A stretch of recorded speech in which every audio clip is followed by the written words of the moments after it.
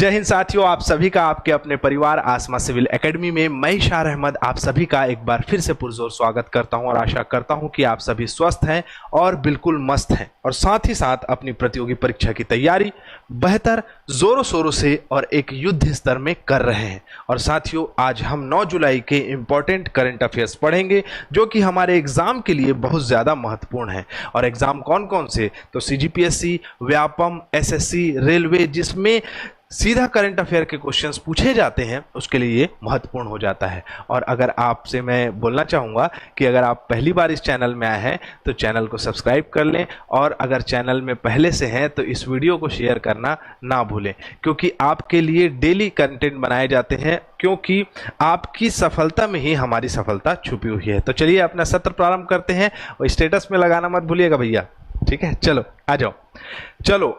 और हर सत्र की शुरुआत एक सकारात्मकता के साथ होती है। तो आइए, आचार्य चाणक्य के बारे में आपको पता होगा अगर आपने भारतीय इतिहास पढ़ा होगा तो, और नहीं तो बहुत सारे चाणक्य जी के जो है आपको बात अपने इर्द गिर्द अपने दैनिक जीवन दिनचर्या में देखने को मिली होगी।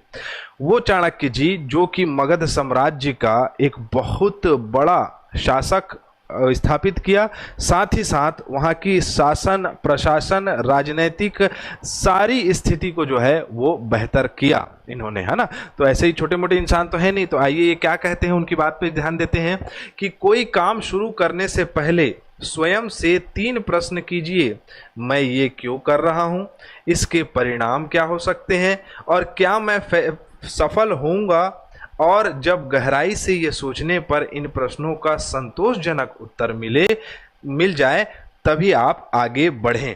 मतलब मेरे साथियों, बात जो है इतनी ज़्यादा गंभीर है, इतनी ज़्यादा इम्पोर्टेंट है, इतना ज़्यादा महत्व रखता है हमारे जीवन के लिए कि कभी भी, जैसे कि आप कॉम्पिटिटिव एग्जाम का प्रिपरेशन कर रहे हैं और आपको XYZ कोई सा भी, जैसे मान के चलो सीजीपीएससी निकालना है, ठीक है। तो सीजीपीएससी निकालने से पहले आप जरूर अपने से तर्क किए होंगे, क्या मैं ये कर सकता हूं और मैं क्यों कर रहा हूं।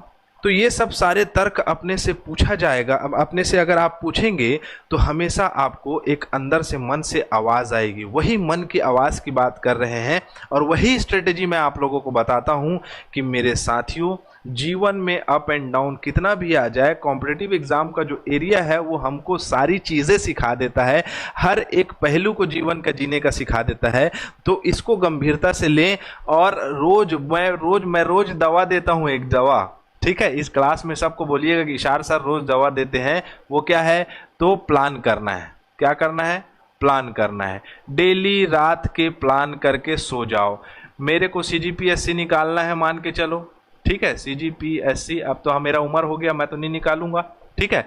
तो ये क्या है, सीजीपीएससी आपको निकालना है। अब इसमें आपको मान के चलो हिस्ट्री पढ़ना है, इसमें आपको पॉलिटी पढ़ना है, इसमें आपको ज्योग्राफी पढ़ना है, और बहुत सारे सब्जेक्ट पढ़ना है, ठीक है। तो हिस्ट्री का मान के चलो, आपने आज 9 जुलाई है, कल 10 जुलाई के लिए आप प्लान किए, तो बोले कि आप एंशियंट पोर्शन का आप इंडस वैली सिविलाइजेशन जो है, इंडस वैली सिविलाइजेशन आपने पढ़ना है, उस पोर्शन को याद करना है। देन उसके बाद पॉलिटी से आप बोल दिए भाग 5 पढ़ूंगा मैं। फिर उसके बाद ज्योग्राफी से बोल दिए कि मैं आपका क्या पढ़ूंगा, तो नदी अपवाह तंत्र पढ़ूंगा, मान के चलो रिवर ड्रेनेज सिस्टम पढ़ूंगा।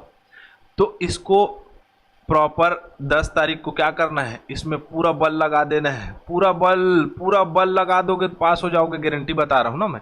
पूरा बल लगा देना है इसको कंप्लीट करने में। और जैसे आप कंप्लीट कर लोगे तो अपने आप आपके अंदर से एक जो है आवाज़ निकलेगी कि आपका जो भी नाम हो, बोलेगी कि तू बिल्कुल सही मार्ग पे चल रहा है, ठीक है।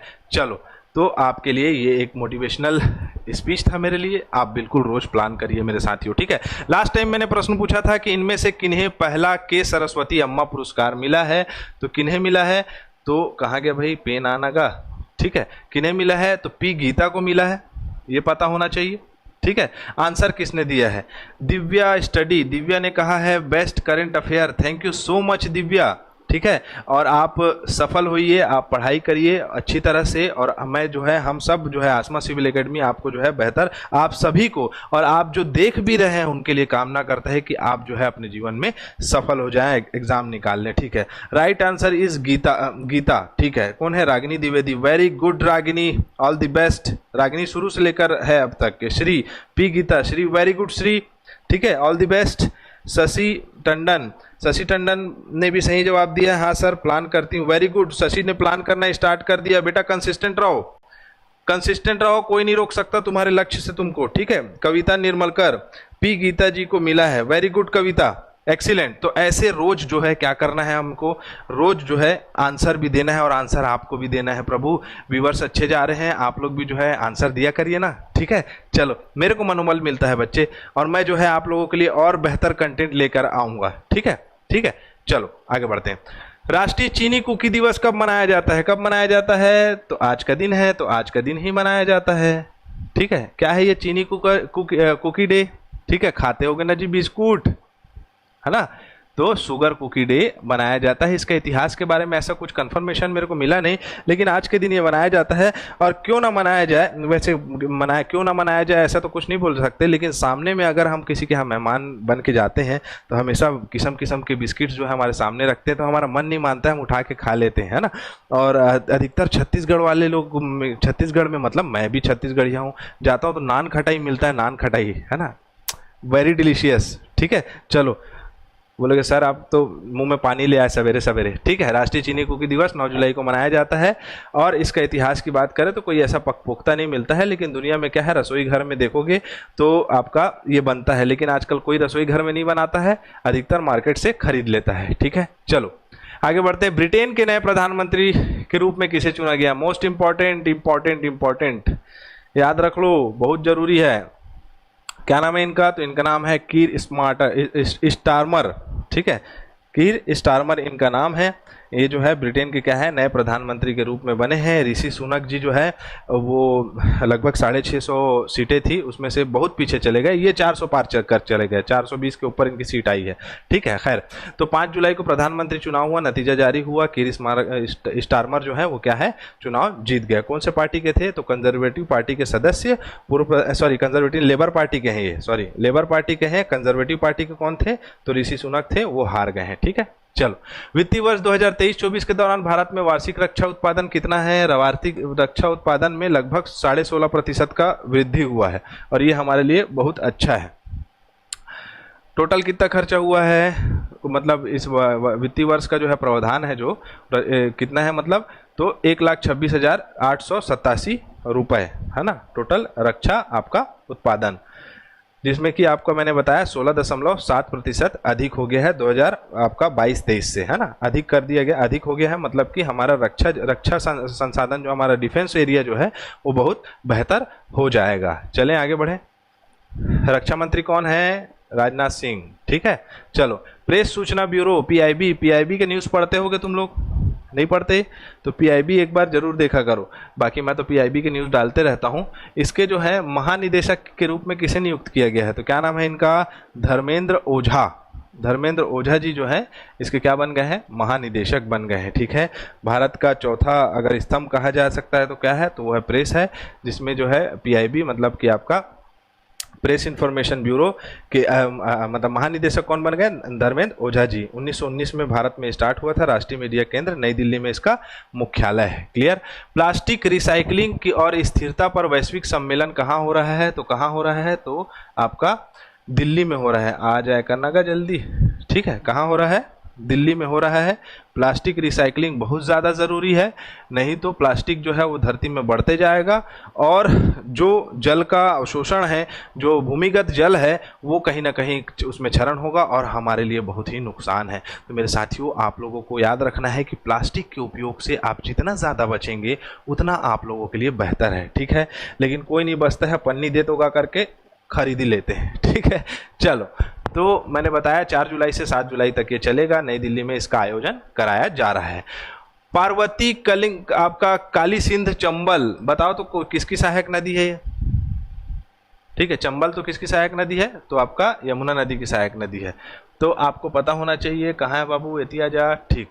पार्वती काली सिंध परियोजना कौन कौन सा राज्य बोल रहा है किन दो राज्यों के समझौते में हस्ताक्षर किया है। तो मैं पहले बता देता हूं कि मध्य प्रदेश और राजस्थान, ये दोनों राज्य जो है वो क्या है आपका इसमें हस्ताक्षर कर दिए हैं। बहुत सारे जलाशयों में इसमें फ़ायदा होगा। आगे में देखते हैं क्या क्या है कि सरकार, मध्य प्रदेश सरकार और राजस्थान सरकार के बीच में समझौता हुआ है। ठीक है, मंत्रीगण लोग आपका इसमें पार्टिसिपेट किए हैं। मालवा क्षेत्र के 13 और राजस्थान के क्षेत्र के 13 जलाशयों में फ़ायदा होगा। अब समझने वाली बात है कि क्या क्या बता रहे हो सर, थोड़ा सा इसको मैपिंग करके बता दोगे क्या?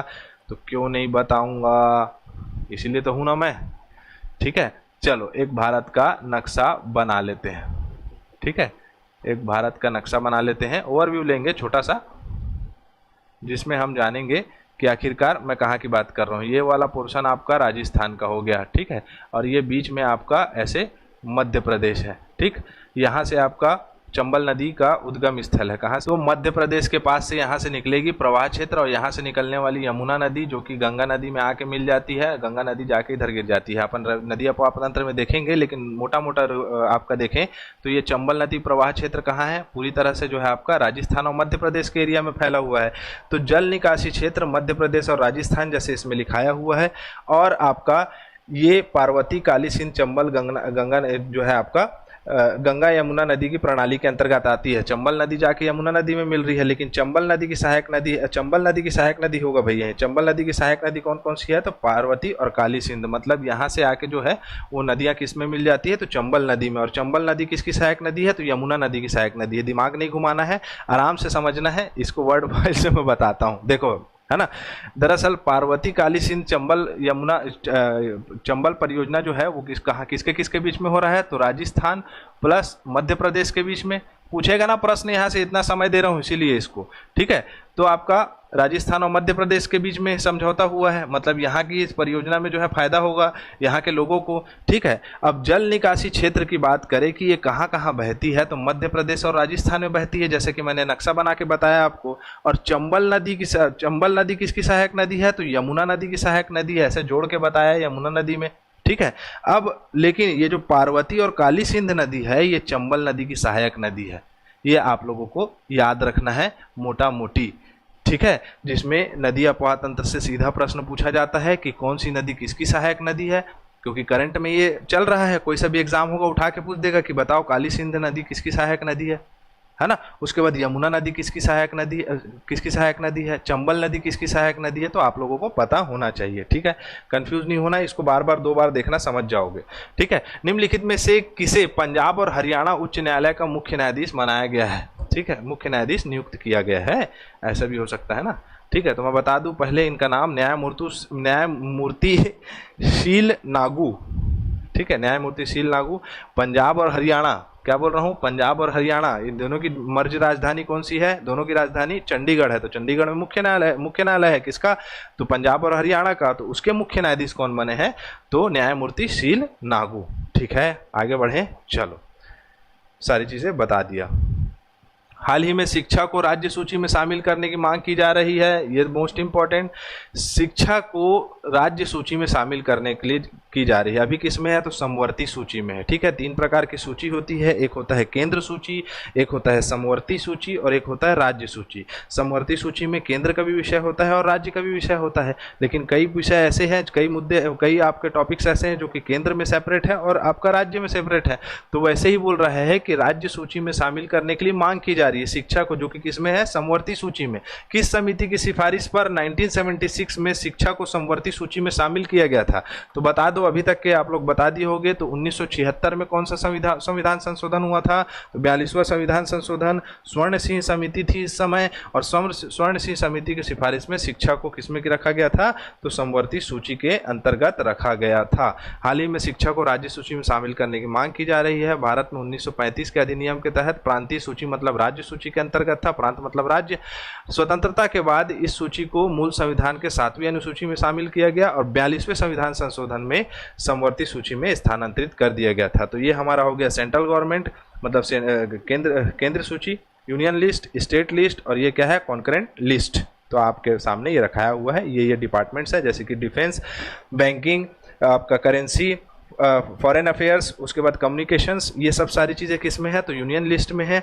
उसके बाद राज्य में क्या है तो पुलिस है, ट्रेड है, एग्रीकल्चर है, इरिगेशन है। वैसे ही आपका अगर कॉन्करेंट लिस्ट में बात करें यानी समवर्ती सूची में बात करें तो क्या क्या है, एजुकेशन है, फॉरेस्ट है, ट्रेड है, मैरिज है, एडॉप्शन है, आपका सक्सेशन है। क्लियर, तो आपको ये पता होना चाहिए। आगे बढ़े, किस राज्य सरकार ने सड़क समस्याओं के समाधान के लिए लोकमत मोबाइल का, लोकपथ जी, लोकपथ, ठीक है, मत बोल रहा हूं मैं भी, कहाँ है पेन, लोकपथ मोबाइल का लॉन्च किया है। मध्य प्रदेश सरकार अपना एक मोबाइल पोर्टल बनाया है जिसमें यातायात की सुरक्षा को ध्यान में रखते हुए और बाकी गतिविधियां जैसे कि किस जगह पेट्रोल टैंक है, कहाँ जो है आपका मतलब क्या बोलना चाहिए, कैंपस है, सारी चीज़ों को क्या कर दिया गया है उस ऐप में डाल दिया गया है नेविगेशन के माध्यम से, जिसमें क्या होगा तो जिसमें ये होगा कि लोग वहाँ आसानी से पहुँच पाएंगे। लोकपथ मोबाइल ऐप इसका नाम है। ठीक है, मध्य प्रदेश के मुख्यमंत्री कौन है तो मोहन यादव जी। ठीक है, सड़क समस्याओं के समाधान के लिए चालू किया है इन्होंने। ठीक है, आगे बढ़े, राष्ट्रपति भवन में रक्षा अलंकरण समारोह 2024 की अध्यक्षता किसने की है तो किसने की होगी भाई, इसका भी सेपरेट क्वेश्चन बनाते जाऊंगा ना, एक एक कि किसको कौन सा जो है आपका पुरस्कार मतलब आपका वीर चक्र प्रदान किया गया है, तो ये सब सारी चीजें मैं आपको अपडेट करूंगा। रक्षा अलंकरण दिया गया है ना, वीर चक्र नहीं रक्षा अलंकरण दिया गया है, उसका प्रॉपर क्वेश्चन एक एक करंट अफेयर डेज में आते रहेगा। ठीक है, तो कौन रहेंगे तो भैया राष्ट्रपति भवन में राष्ट्रपति द्रौपदी मुर्मू जी ने तो अध्यक्षता करेंगी। ठीक है, ऐसे भी प्रश्न घुमा के पूछे जाते हैं, इसलिए टेंशन नहीं लेना। ठीक है, अध्यक्षता किसने की तो आदरणीय सम्माननीय भारत की प्रथम नागरिक राष्ट्रपति द्रौपदी मुर्मू जी, महामहिम राष्ट्रपति द्रौपदी मुर्मू जी। ठीक है, उसके बाद आगे बढ़ते हैं। वीरता पुरस्कार आमतौर पर शामिल है कौन कौन से, परमवीर चक्र है, महावीर चक्र है, वीर चक्र है, अशोक चक्र है, कीर्ति चक्र है और शौर्य चक्र है। ये सब के क्वेश्चन आपको मिलते जाएंगे ताकि आप लोग याद कर सकें। एक बार मैं रख दूंगा सोचा तो आप लोग को उतना मजा नहीं आएगा, याद नहीं होगा, लेकिन जब मैं बताते जाऊंगा निमोनिक टेक्निक से तो वैसे याद होते जाएगा। ठीक है, तो नेक्स्ट वीडियो में जो है वो आते रहेगा सारी चीजें। अगला प्रश्न है आपके सामने, इनमें से कौन सा विश्व का सबसे बड़ा अंतरराष्ट्रीय समुद्री अभ्यास है। मैं क्यों बताऊं इसको, आप लोगों को बताना है, शुरू से अंत तक के वीडियो देखें और इसका आंसर बताएं। ठीक है, चलो तो साथियों आज का हमारा सेशन यहाँ कंप्लीट होता है। अगर चैनल में नए हैं तो चैनल को सब्सक्राइब कर लें, टेलीग्राम चैनल में जरूर जुड़ जाएं क्योंकि डायरेक्ट वीडियो आपको वहाँ मिल जाता है, वहाँ आपका पेस्ट कर दिया जाता है, वहाँ PDF भी आपको इसका मिल जाएगा। और याद रखिएगा कि अपनी कंसिस्टेंसी ब्रेक ना करें। इसी के साथ मैं इजाजत चाहूंगा। जय हिंद, जय भारत।